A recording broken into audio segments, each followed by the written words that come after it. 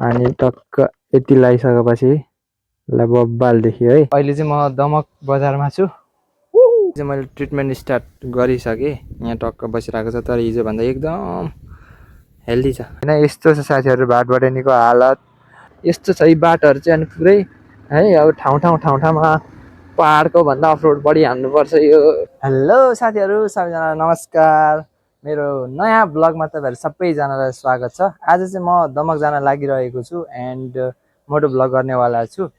उता खाजा लिएर आइसक्यो मिसेस। हेलो, के छ? के लिएर आयो? आम्मा चटपटी लिएर आएको हेर, अन्डा। आशा छ तपाईँहरू सबैजना सन्चै हुनुहुन्छ। हामी पनि एकदम सन्चै छौँ। तिमी खाजा खाऊ, म चाहिँ गएको ल। नखाने ल, मोटो ब्लगमा भेटौँ। एन्ड गाइज, मेरो चाहिँ यो हेलमेटको कभर छैन नि त। आज चाहिँ यो पनि हाल्नेवाला छु एन्ड एउटा डगलाई उपचार गर्न जाँदैछु अहिले चाहिँ म। अनि हाम्रो पसल यतातिर छ। लेट्स गो गाइज, जाउँ दमकतिर। यहाँबाट हाइवे चाहिँ नजिकै छ, उति अगाडि हो कृष्ण मन्दिर हाइवे यहीँनिर। अनि अहिले चाहिँ हाइवेको अवस्था चाहिँ एकदम नाजुक छ साथीहरू। हाइवे हिँड्यो भने 500 मिटर हिँड्दाखेरि नै कालो भइन्छ। यहाँबाट चाहिँ म हाइवे जाँदिनँ, यता मास्तिर लेफ्ट छिर्छु है। कृष्ण मन्दिरबाट मास्तिर गयो भने चाहिँ एउटा राम्रो बाटो आउँछ क्या साथीहरू। एउटा कुकुरलाई स्लाइन लगाउनु छ, त्यहाँदेखि अरू काम छैन। आज हेलमेटको कभर किन्छु अनि फर्किन्छु है साथीहरू। यो हो भाइरल रोड। मेरो पसलबाट 2 किलोमिटर हिँडेपछि चाहिँ यो रोड भेटिन्छ। यहाँबाट चाहिँ यसरी राइट लागेपछि अब सिधै दमक पुगिन्छ है साथीहरू। आम्मा बवाल आएको छ नि यार साथीहरू। अलिकति मैले बोलीमा सुधार ल्याउनु पर्ने भयो। ओ हेभी लोड यार, यत्रो लोड त बोक्नु हुँदैन थियो नि ट्र्याक्टरमा। बब्बाल लाइटहरू देखिन्छ नि साथीहरू। यहाँ यो सब देखेको पोलमा सबै लाइट बल्दाखेरि चाहिँ दामी देखिन्छ। अहिले चाहिँ म ठ्याक्कै आम्दा हस्पिटलको बाटो आइपुगेको छु। यहाँनिर चाहिँ अलिक भिड हुने गर्छ, जहिले पनि हिँड्दाखेरि अलिकति केयर गरेर हिँड्नुपर्ने हुन्छ होइन, किनकि यो साइड बाटो पर्छ, हाइवे यता हो। ल यहाँबाट नि कटिसकेको छु। म अलिकति अगाडि गयो भने चाहिँ मेरो गन्तव्य आइहाल्छ। सो तपाईँहरूलाई म भरे पूर्व पश्चिम हाइवेको अवस्था पनि देखाउने छु। अन्तिमसम्म रहनु होला। नयाँ हुनुहुन्छ भने फेसबुकमा फलो चाहिँ गर्नु होला है साथीहरू। फलो ब्याक दिनेछु अवश्य पनि।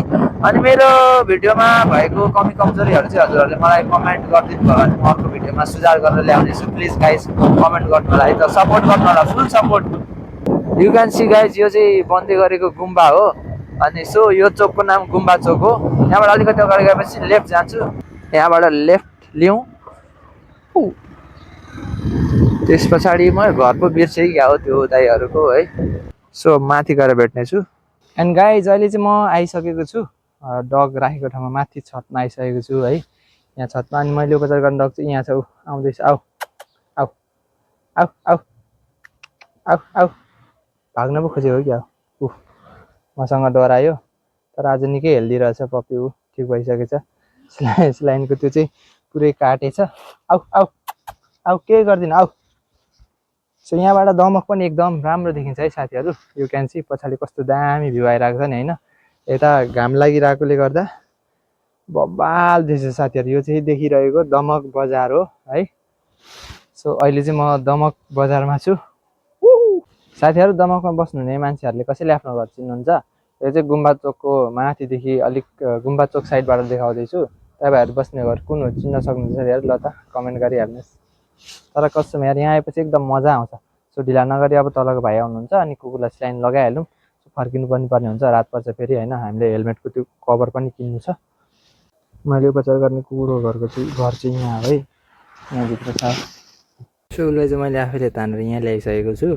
सो गाइज, उसलाई चाहिँ मैले ट्रिटमेन्ट स्टार्ट गरिसकेँ। यहाँ टक्क बसिरहेको छ, तर हिजोभन्दा एकदम हेल्दी छ। आज अन्तिम स्लाइन दिँदाखेरि उसलाई निको हुन्छ गाइज। ल औ पप्पे, भाग्ने होइन है, भाग्ने होइन।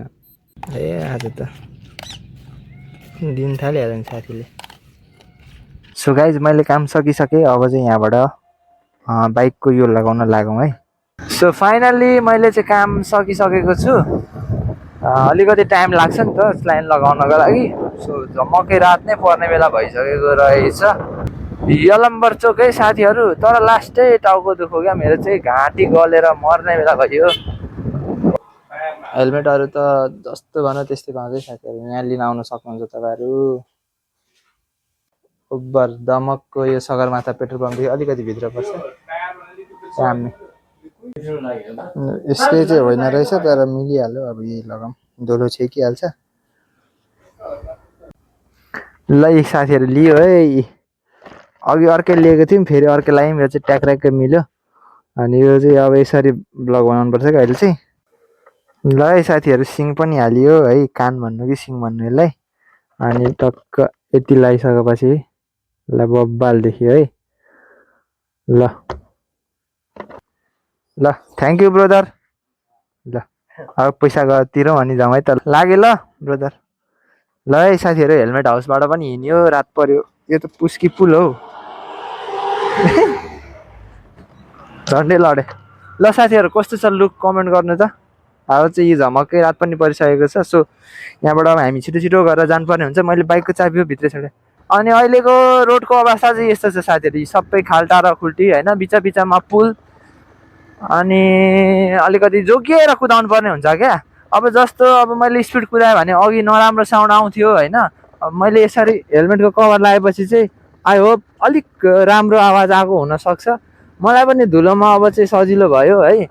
बाटो चिप्लो छ, अब यो पानी नहाल्दा पनि धुलो खाएर उस्तै कालो भइन्छ, पानी हाल्दा नि हिलो खाइन्छ। मान्छेलाई जे गर्दा पनि सुख चाहिँ छैन। फाइनल्ली मैले हेलमेट बनाएँ, हेलमेटको लुक्स चाहिँ बबाल छ। म अलिक पर गएर देखाउँछु तपाईँहरूलाई। ल हेर्नु त साथीहरू यस्तो छ कि बाटो है, धुलो अघि हिलो थियो अहिले धुलो पुरै। अनि यस्तो अन्डर ग्राउन्डहरू होइन, यो अन्डर वेहरू बन्दैछ पुरा। अनि यस्तै छ यो भाटभटिनीदेखि दमकसम्म चाहिँ लगभग 5-6वटा यस्तो माथि बन्दैछ। फ्युचरमा चाहिँ आकाशे पुल बन्ने भन्ने अब स्ट्रक्चर छ अरे भनेको सुनेको थियौँ। मैले त अब इन्जिनियर होइन, हेरेको छैन।